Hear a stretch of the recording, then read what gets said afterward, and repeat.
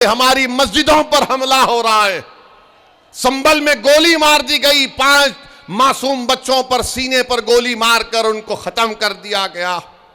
500 साल के बाद मुझसे कहा जा रहा है बताओ ये तुम्हारी मस्जिद है या नहीं।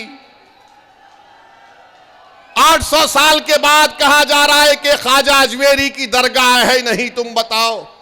मेरे भाई याद रखो, तुम जिस पर भरोसा कर कर टेका लगा कर बैठे हो ना, वो जानते हैं कि इसी तरह की बातें अगर कोई करता रहेगा हम डर कर उनको वोट देंगे। अरे मैं तुमसे कह रहा हूं, अगर आप उठेंगे, नौजवानों याद रखो ये तुम्हारी लड़ाई हम लड़ रहे हैं। मेरी जिंदगी का चिराग कब खत्म हो जाए वो अल्लाह जानता है, मगर मुस्तकबिल तो तुम्हारा है। अगर आज तुम उठकर मुत्तहदा अपने वोट का इस्तेमाल करोगे तो कोई तुमको डरा नहीं सकता। तुम डरते हो तो इसलिए डराया जा रहा है। जिस दिन तुम नहीं डरने का ऐलान करोगे, और नहीं डरना सिर्फ जबान से नहीं, नहीं डरना जब तुम कहते हो कि मैं किसी बाप से नहीं डरता, मैं किसी माइका लाल से नहीं डरता, मैं किसी मोदी से नहीं डरता, मैं किसी केजरीवाल से नहीं डरता, उसको अमली जामेनामा कैसे पहनाएंगे?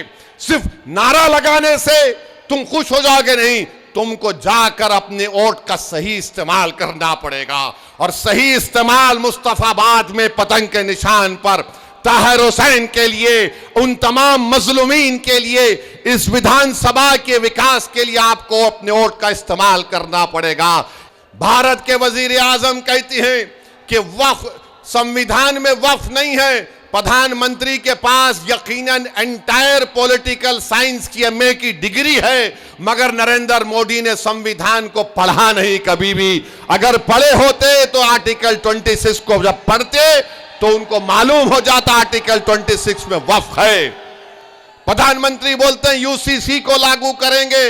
अरे प्रधानमंत्री, हिंदू अनडिवाइडेड फैमिली के टैक्स रिबेट तुम खत्म करो, लव जिहाद के कानून तुम बनाते हो, कोई अपना मजहब तब्दील नहीं कर सकता। और आजकल बीजेपी तो बाबा साहेब अंबेडकर के बारे में अनाप शनाप बक रही है। अगर आज अंबेडकर जिंदा होते तो अंबेडकर से कहा जाता कि अगर आप मजहब तब्दील करना चाह रहे हैं तो परमिशन लो।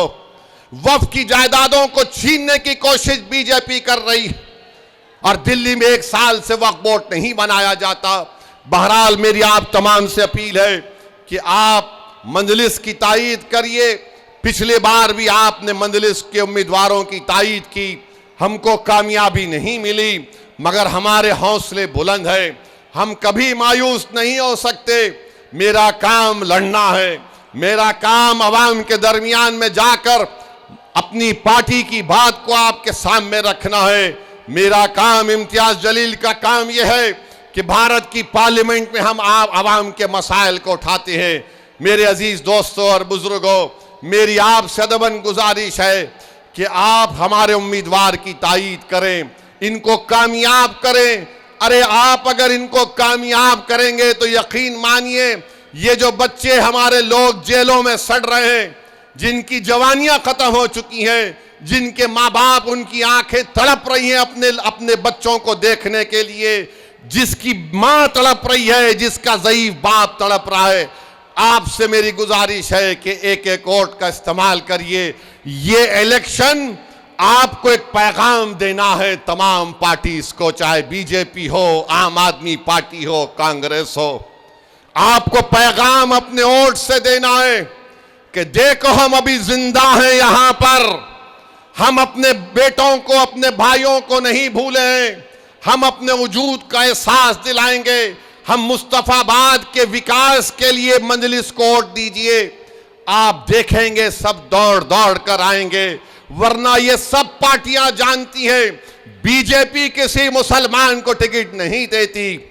नरेंद्र मोदी तो कह चुके हैं कि मुस्लिम औरतें ज्यादा बच्चे पैदा करती हैं। नरेंद्र मोदी तो कह चुके हैं कि मंगलसूत्र निकालकर मुस्लिम बहनों को दिया जाएगा, मगर नरेंद्र मोदी जो बोले, आरएसएस के मोहन भगवत उल्टा कर दिए, और मोहन भगवत बोल रहे हैं कि अब देश के जनता को 3 बच्चे पैदा करना चाहिए। अब मोहन भगवत किसको कह रहे हैं मुझे नहीं मालूम, मोहन भागवत पूछ ले नरेंद्र मोदी से कि किस पर इल्जाम लगाया गया था।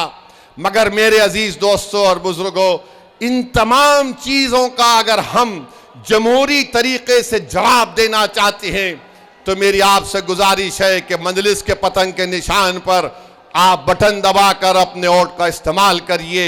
यकीनन बीजेपी को रोकना है, मगर मैं कोई कूली नहीं हूं सेकुलरिज्म का कि मैं 75 साल से मैं ही इस फर्ज को निभा रहा हूं। हम कब तक इस बोझ को उठाएंगे बताओ? कब तक हम उठाएंगे? हमारी मस्जिदों पर हमला हो रहा है। संभल में गोली मार दी गई, 5 मासूम बच्चों पर सीने पर गोली मारकर उनको खत्म कर दिया गया। 500 साल के बाद मुझसे कहा जा रहा है बताओ ये तुम्हारी मस्जिद है या नहीं। 800 साल के बाद कहा जा रहा है कि ख्वाजा अजमेरी की दरगाह है नहीं, तुम बताओ। मेरे भाई याद रखो, तुम जिस पर भरोसा कर कर टेका लगा कर बैठे हो ना, वो जानते हैं कि इसी तरह की बातें अगर कोई करता रहेगा हम डर कर उनको वोट देंगे। अरे मैं तुमसे कह रहा हूं, अगर आप उठेंगे, नौजवानों याद रखो ये तुम्हारी लड़ाई हम लड़ रहे हैं। मेरी जिंदगी का चिराग कब खत्म हो जाए वो अल्लाह जानता है, मगर मुस्तकबिल तो तुम्हारा है। अगर आज तुम उठकर मुत्तहदा अपने वोट का इस्तेमाल करोगे तो कोई तुमको डरा नहीं सकता। तुम डरते हो तो इसलिए डराया जा रहा है।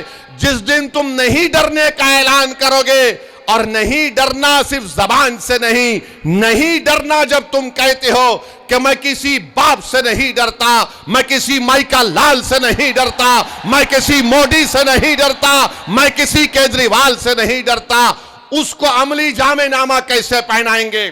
सिर्फ नारा लगाने से तुम खुश हो जाओगे नहीं, तुमको जाकर अपने वोट का सही इस्तेमाल करना पड़ेगा। और सही इस्तेमाल मुस्तफाबाद में पतंग के निशान पर ताहिर हुसैन के लिए, उन तमाम मजलूमीन के लिए, इस विधानसभा के विकास के लिए आपको अपने वोट का इस्तेमाल करना पड़ेगा।